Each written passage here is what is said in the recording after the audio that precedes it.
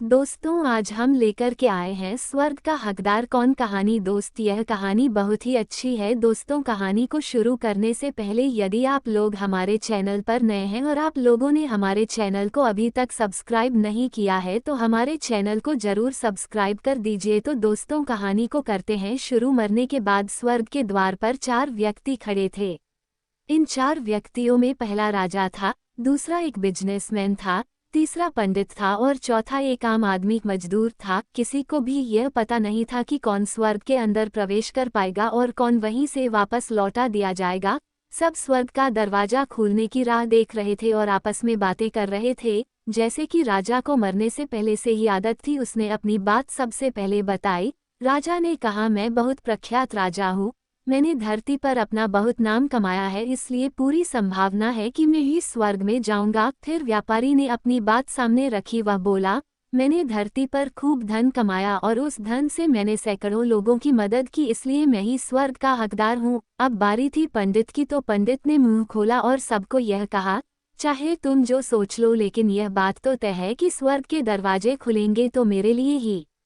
सब जानते हैं कि पंडित दिन रात भगवान को याद करते हैं, इसलिए स्वाभाविक है कि स्वर्ग में पंडित का स्वागत किया जाए। जब सब ने अपना अपना पक्ष रख दिया तब सबकी नज़र उस मजदूर पर थी जो चुपचाप अपनी नज़रें नीचे झुकाए बिना कुछ बोले वहीं पर खड़ा रहा। स्वर्ग का दरवाजा खुला और वहां पर एक देवदूत आकर खड़ा हो गया। देवदूत के हाथों में एक पुस्तक थी जिसमें इन सभी के कर्मों के बारे में लिखा हुआ था। देवदूत ने सबसे पहले राजा को अपने पास बुलाया और उसको पूछा, तुम बताओ, तुमने अपने जीवन में क्या क्या अच्छे कर्म किए हैं। मैं उन्हें इस पुस्तक में देखकर फैसला करूंगा कि तुम्हें अंदर आने देना है या नहीं। राजा ने कहा, मेरा राज्य जितना बड़ा था उतना ही समृद्ध था और मेरी राज्य के सभी लोग खुशहाल थे। सभी बड़े आनंद से रहते थे। मैंने उन्हें कभी भी किसी भी चीज की कमी नहीं होने दी। यही मेरे अच्छे कर्म है। देवदूत ने अपने पुस्तक में देखा और देखने के बाद राजा से कहा, तुम सच बोलते हो। तुमने अपने राज्य की प्रजा को बहुत सुखी रखा था, लेकिन तुमने अपने राज्य की सीमा बढ़ाने के लिए जितने युद्ध किए थे उन युद्ध की वजह से हजारों सैनिकों ने अपनी जान गंवा दी थी।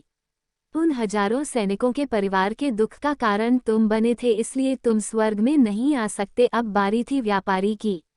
व्यापारी से जब देवदूत ने पूछा कि तुम्हारे अच्छे कर्म क्या है, तब व्यापारी ने उससे कहा, मैंने सैकड़ों लोगों को खाना खिलाया है, कई आश्रमों में दान किया है, कई निराश्रित लोगों के लिए घर बना कर दिया है। यह मेरे अच्छे कर्म है। देवदूत ने फिर से अपने पुस्तक में ध्यान से देखा और देखने के बाद व्यापारी से कहा, तुम्हारा कहना भी ठीक है कि तुमने बहुत दान धर्म किया है, लेकिन यह दान धर्म तुमने जिन पैसों से किया है उन पैसों को कमाने के लिए तुमने न जाने कितने झूठ बोले हैं, कितनी हेराफेरिया की है और कितनी मिलावटें की है, इसलिए तुम भी स्वर्ग में नहीं आ सकते। जब पंडित से यही सवाल किया गया तो पंडित ने बड़े ही आत्मविश्वास के साथ कहा, मैंने अनगिनत लोगों को ज्ञान दिया है, हजारों यज्ञ और पूजाएं की है और दिन रात भगवान का जाप किया है।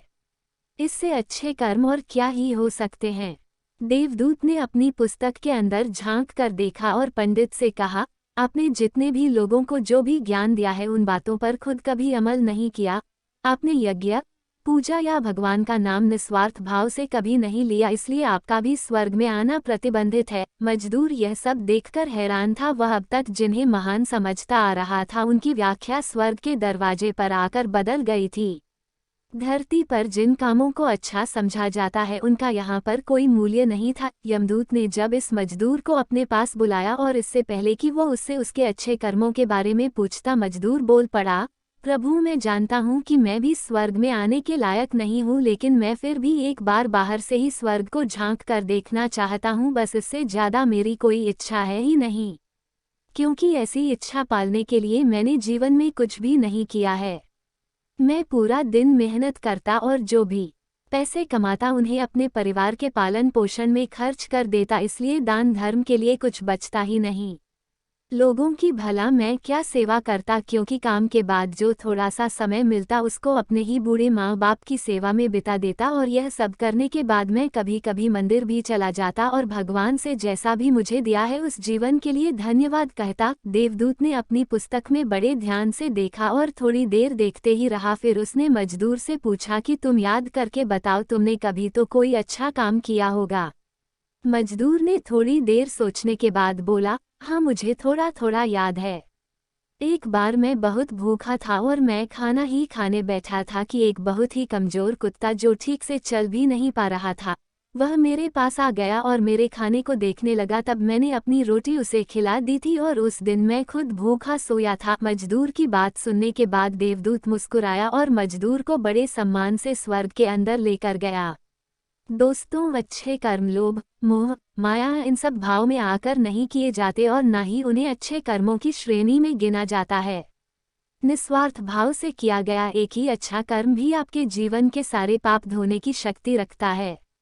इसलिए जब भी मौका मिले निस्वार्थ भाव से और अच्छे मन से अच्छे कर्म किया करें।